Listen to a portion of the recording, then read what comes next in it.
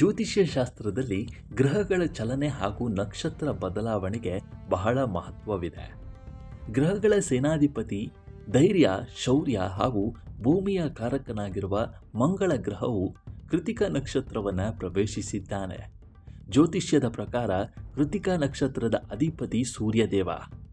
ಸೂರ್ಯ ಹಾಗೂ ಮಂಗಳ ಗ್ರಹಗಳ ನಡುವೆ ಮಿತ್ರತ್ವವಿದ್ದು ಈ ಎರಡೂ ಗ್ರಹಗಳು ಅಗ್ನಿ ತತ್ವವನ್ನು ಪ್ರತಿನಿಧಿಸುತ್ತವೆ.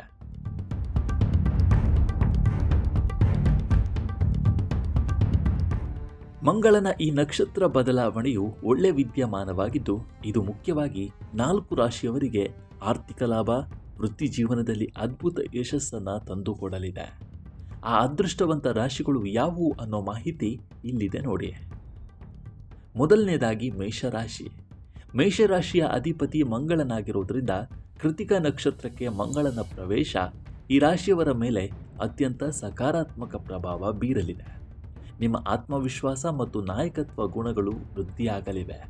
ವೃತ್ತಿ ಜೀವನದಲ್ಲಿ ನಿಮ್ಮ ಕಠಿಣ ಪರಿಶ್ರಮಕ್ಕೆ ತಕ್ಕ ಪ್ರಶಂಸೆ ಹಾಗೂ ಬೆಂಬಲ ಮೇಲಾಧಿಕಾರಿಗಳಿಂದ ದೊರೆಯಲಿದೆ. ದೀರ್ಘಕಾಲದಿಂದ ಬಾಕಿ ಉಳಿದಿದ್ದ ಸರ್ಕಾರಿ ಹಾಗೂ ಆಡಳಿತಾತ್ಮಕ ಕೆಲಸಗಳು ಸುಗಮವಾಗಿ ಪೂರ್ಣಗೊಳ್ಳಲಿದೆ.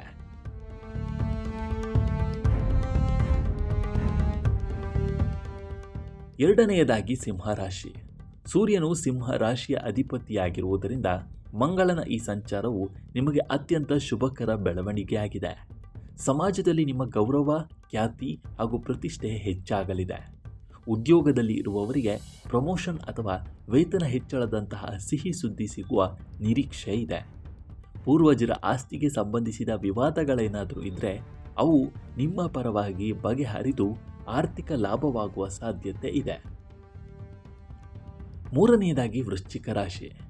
ಮಂಗಳ ಗ್ರಹವೇ ವೃಶ್ಚಿಕ ರಾಶಿಯ ಅಧಿಪತಿ.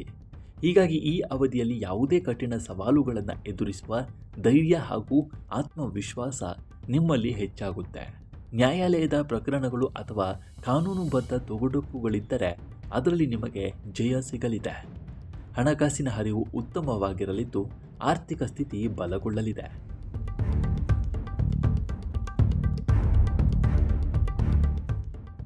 ಇನ್ನು ಕೊನೆಯದಾಗಿ ಧನುರಾಶಿ. ಧನುರಾಶಿಯವರಿಗೆ ಈ ಅವಧಿಯಲ್ಲಿ ಅದೃಷ್ಟದ ಸಂಪೂರ್ಣ ಬೆಂಬಲ ಸಿಗಲಿದೆ.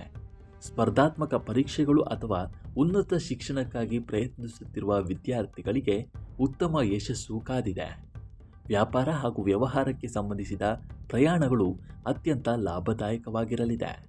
ದೀರ್ಘಕಾಲದ ಹೂಡಿಕೆಗಳಿಂದ ಉತ್ತಮ ಪ್ರತಿಫಲ ದೊರೆಯಲಿದ್ದು ಆರ್ಥಿಕವಾಗಿ ಸದೃಢರಾಗುತ್ತೀರಿ. ಇನ್ನು ಈ ಶುಭ ಅವಧಿಯಲ್ಲೂ ಕೆಲವೊಂದು ಎಚ್ಚರಿಕೆಗಳನ್ನು ವಹಿಸುವುದು ಅಗತ್ಯ. ಕೋಪ ಹಾಗೂ ಆವೇಶವನ್ನು ನಿಯಂತ್ರಣದಲ್ಲಿ ಇಟ್ಟುಕೊಳ್ಳಿ.